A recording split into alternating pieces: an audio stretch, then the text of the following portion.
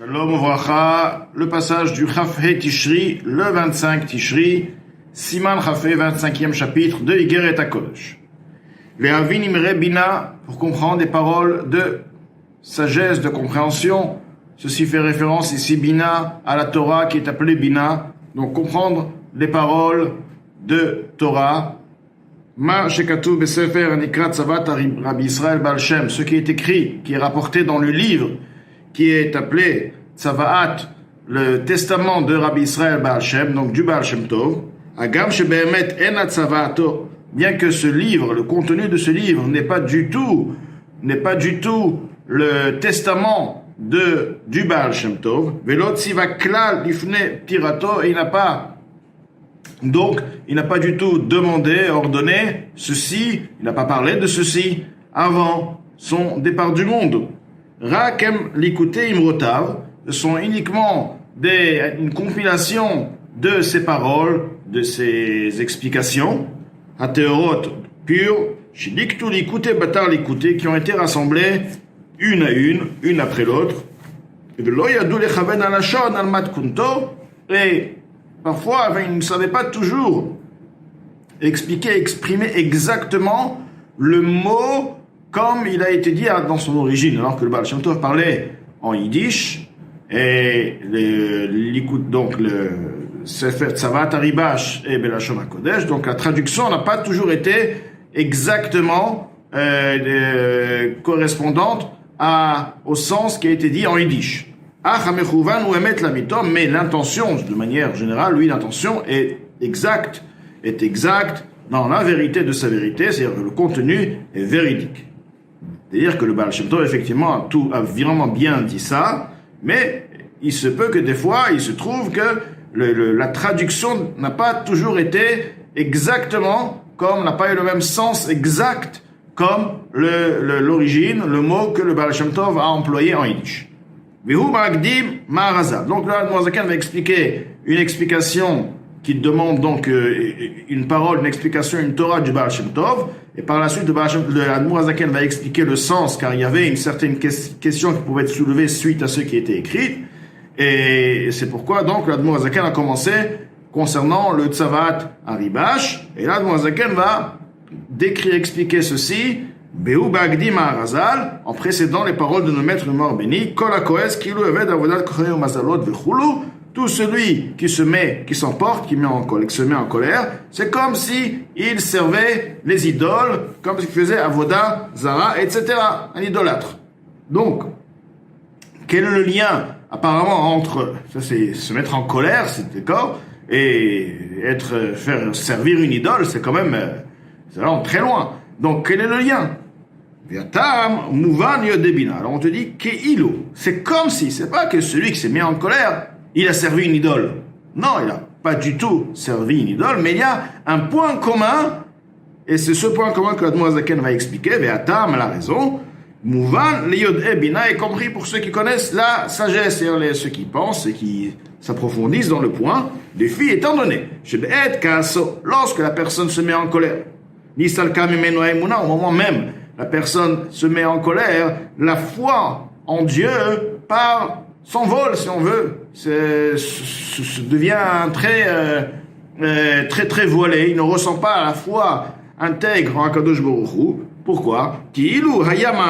Car s'il avait une foi parfaite au moment même de sa colère, que ce qui lui est arrivé, la circonstance qu'il a passée, est venue directement d'Akadosh Baruch Hu. Akadosh Baruch Hu, exactement Akadosh Baruch Hu, comme il est, comme s'il se trouvait dans le ciel, Akadosh Baruch Hu lui-même lui a amené cette circonstance.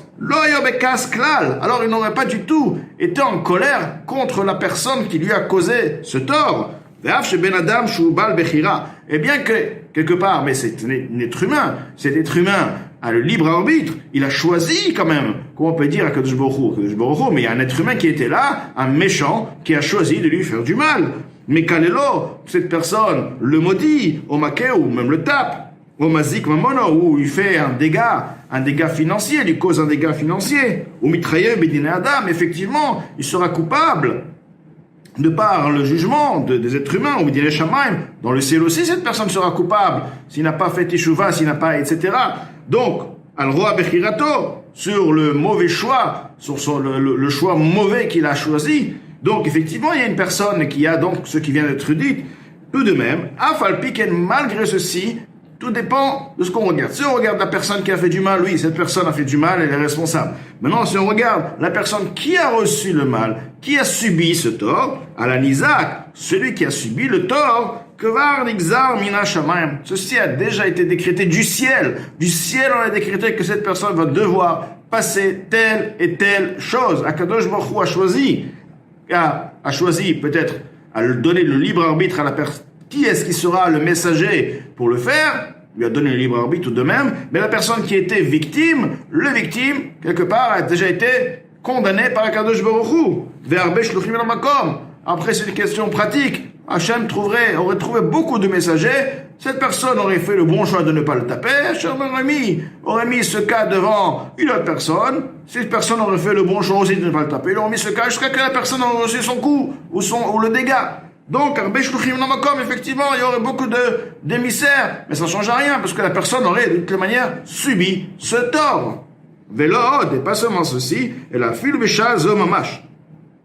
Au même moment même, où la personne est en train de subir le tort, chez Makeh ou Mekalelo, où la personne, donc, le méchant, est en train de le taper ou de le maudire, mitlabej bokoach Hashem, le méchant a en lui une lumière, une force d'Hashem qui s'investit dans cette personne, Veruach Pevit Barach, et l'esprit de la bouche d'Akadosh Baruch Hu, Amechaye ou Mekaimo, dont cet esprit le fait vivre, le fait exister, car sans l'esprit d'Akadosh Baruch Hu, il n'y a plus rien, il est le néant comme toute chose dans toute la création, dans les mondes. Si la lumière divine s'interrompt par une seconde, tout revient au néant. Donc, forcément, cette personne qui existe là physiquement, avec toute son âme, toute sa personne, a en elle une lumière divine qui est là, qui le fait vivre et qui lui donne, donc quelque part, c'est Dieu, qui lui donne donc cette force pour pouvoir réaliser le tort. Donc, Moshe Katouf, comme il est écrit au sujet du roi David, qui est Hachem Marlo Kilel, Hachem lui a dit de maudire. Il se trouve que Shimi a maudit David et les soldats de David voulaient le punir. David Amer a dit, laissez-le, pourquoi? Hachem Amar lo Kilel. S'il m'a maudit, parce que Dieu, je devais passer ce moment, je devais passer cette malédiction, Hachem lui a permis, lui a donné la force de pouvoir maudire. Ve'echan Amar les Shimi. Mais alors la question qui se pose, mais attends, où Hachem a dit à Shimi? Est-ce que Hachem a parlé à Shimi? Il lui a dit, va maudire David, il a eu une révélation d'Hachem? Non. Et elle a seulement quoi? Chez Marshavazo, chez Nafla, les Shimi. Cette pensée qui est tombée dans la tête, Shimi, il a eu l'envie, cette pensée, tiens, David est en train de se sauver, Avshalom est en train de conquérir, c'est fini, maintenant on va aller jusqu'au bout, on va terminer avec David, Chas de Shalom. Cette pensée qui est venue en Shimi, et pour maudire David, Belibo dans son cœur, Umocho est dans son cerveau, car d'abord il a eu le cœur, le sentiment, et ensuite il y a eu la réflexion, quoi faire, comment mettre encore le point. Yardam et Hashem, ceci est descendu par Akadosh Baruch Hu, ve Ruach Piv Idbarach, et Ruach Piv est l'esprit de sa bouche, Amechaye Kol Tsevaam, qui fait vivre toute l'armée, donc c'est le même esprit, la force divine qui fait vivre l'armée du ciel, toutes les armées de tous les cieux, de tous les mondes. Echia Rucho Shel Shim'i, celle-ci a fait vivre l'esprit de Shimi Bécha chez Diber Dvarim Elou, au moment où il a prononcé ses paroles. Il a des paroles, les paroles ont besoin d'avoir une vie. Sans vie spirituelle, sans lumière divine, sans vie, il n'y a plus une personne morte, ne peut pas parler. Il y a une vie, il y a une âme. Donc cette âme est une vie, la vie de l'âme. Cette vie-là vient de Hachem, c'est Hachem qui l'a fait. Donc, si Hachem aurait retiré cette vie, Shimi n'aurait pas pu parler.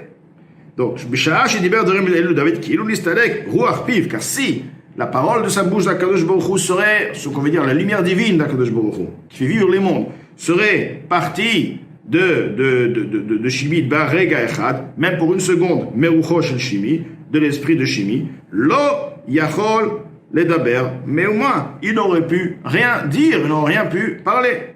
Bezeu, qui Hachem Amarlo, et ceci est l'explication, lorsque David a dit, laissez-le, ne le touchez pas. Pourquoi? Qui Hachem Amarlo, car Hachem lui a dit, Ba'et Haïm Amash, à ce moment où Shimi est en train de prononcer, Kalel et David, maudit David. Hachem lui a dit, que veut dire? Mi Omar lo begomer, qui va lui dire en d'autres mots, etc. Ce qui veut dire que, Akadosh Baruch Hu, qui a décidé, donc nous on est qui devant Akadosh Baruch Hu? On va maintenant s'imposer contre la volonté divine. C'est une volonté divine, c'est une Hachem a choisi, c'était un moment de difficulté de David Amelech, il devait être malheureusement puni et suite à donc par Avshalom et par tout le contexte, tout ce qui s'est passé à ce moment-là, Chibi était un des facteurs. Donc il a dit, c'est Hachem qui a décidé, et qu'est-ce que nous, on va maintenant intervenir en fait contre Hachem, laissez-le. Donc là, le Dour Zaken nous explique que celui qui s'emporte, se met en colère sur quelqu'un ou sur une situation, à cause de ça m'est arrivé quelque part à ce moment-là, il ne réalise pas que c'est Hachem, tout simplement il est venu, c'est Hachem en personne qui a décrété sur lui. C'est ni la personne, c'est ni cette circonstance, c'est juste pratique, technique. Ça s'est passé techniquement comme ça, mais ça a été décidé par Akadosh Baruch Hu. Lorsqu'il y a cette foi interne à Akadosh Baruch Hu, à partir de là, il n'y a plus de raison de se mettre en colère. Au contraire, il y a une raison de se dire Hachem m'a puni, Hachem. Donc, je dois faire teshuva, Hachem pense à moi. Donc il y a une raison. Après, il y a tout le contexte de cette pensée, de cette réflexion. Mais déjà, c'est sûr que l'idée et cette force de colère n'aura plus de raison d'y être.